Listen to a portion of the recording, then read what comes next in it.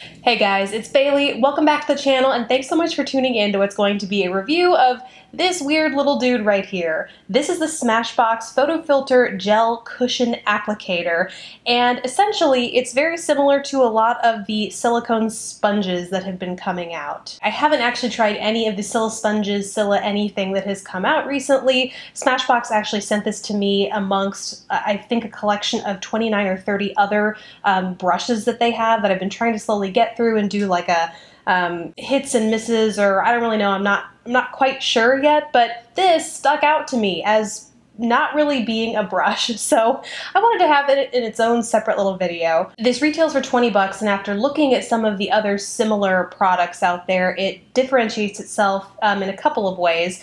First of which is the shape. This is a diamond shape, and they specifically mentioned that it's good for getting into harder to reach areas like around the nose, in the under eye area, maybe fine lines, things like that. It also, you can see this in the close-up, has a textured finish on it, and specifically looks like your fingerprint, basically. Like maybe your thumb has that kind of circle in the middle, kind of mimicking that swirl, and it gives it that fingerprint texture that's supposed to help liquid products blend and buff super easily into the skin. At the same time, the texture here is supposed to not allow products to sink in, so it's supposed to help you use far less product, just be more efficient at how much product you're using, and be super easy to clean and hygienic in that way. Unlike an actual sponge, it's not going to soak product and pretty much any moisture up and harbor that bacteria for the life of the product. This just pretty much wipes right off. So I'm not gonna lie, given this is my first time using one of these things, I was a little creeped out by the texture.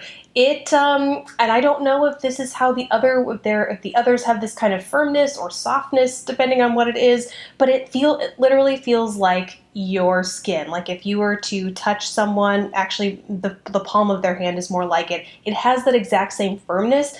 Obviously it's cool to the touch, but it's a little freaky. I'm not gonna lie. It took me a little bit to get used to it. The nice thing though about the size here is it kind of wraps around your finger like this, so it's a little bit more malleable. You can get a nice firmer grip, and judging by some of the sizes of other, things that I've seen out there, that's not the case. So it does give you, it just seems like you have a little bit more control. I'm very tempted to buy the one from e.l.f. now, or I think they have one in 2 sizes, but they have a silisponge or 2 as well, and I'm really tempted to check it out now. Let me know what you think after seeing all this in the comments below if you think it's worthwhile. So once I got over the texture factor, used it a couple times, I have to say I don't mind it, actually. There's a little bit of a learning curve. You can super easily use too much product. I mean, heed the warnings. Nothing gets soaked up in this, so basically, I would take whatever liquid product, whether it's a primer or a foundation, and cut it in half the first time you use it if you've never used a silicone product like this. Because when you use too much too fast, that's when it's like I start to run into problems, especially with this guy, where if you use too much, it not only streaks the product on and does less buffing in and moving around, and more like you can see the actual texture from the sponge transfer to your face, and you can see those streaks as you're working with too much product. This is best used either to apply a light, I personally think, to apply a light coverage of foundation, or if you're cool with layering it up, doing it layer by layer, because you really do not want to overdo it with this guy. Otherwise, it'll just sit on top of your skin and you'll feel like you're just moving product around. It gets caught in, not caught in, but I find product more easily gets caught in like my baby hairs, around my temple area, around my mouth and my mustache.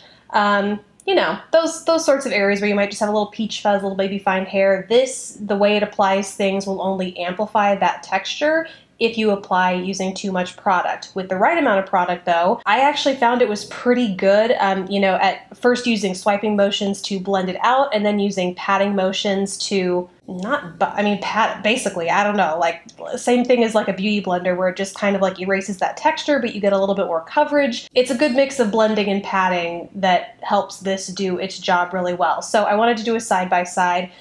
Probably throughout me rambling on right now is when you've seen this getting put to the test, actually applying it to one side of my face. On the other side, I used a brush so you could see the difference between the two. In thinking of the differences between the two sides as I was applying them, the brush side definitely went faster, but it was harder to control the amount of product that I was distributing across my face.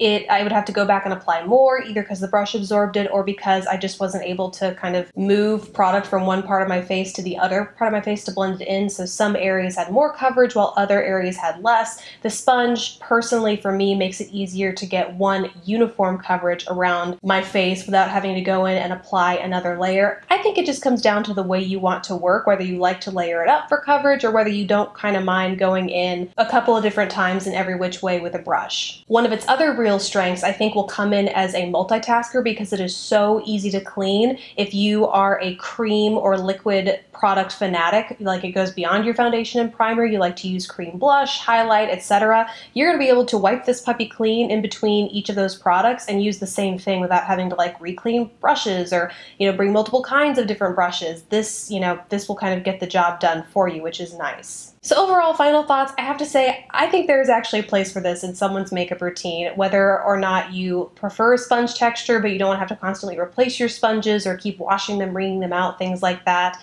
It's very easy to clean. You can use it across a lot of different products, which is super helpful, like I said, if you like to use a lot of liquids and creams. And yeah, overall, I'm just kind of surprised at how much I like this and how useful I think it is. So it's really tempting me to try some of those other similar products like the e.l.f. So I think there might be another one of these videos coming.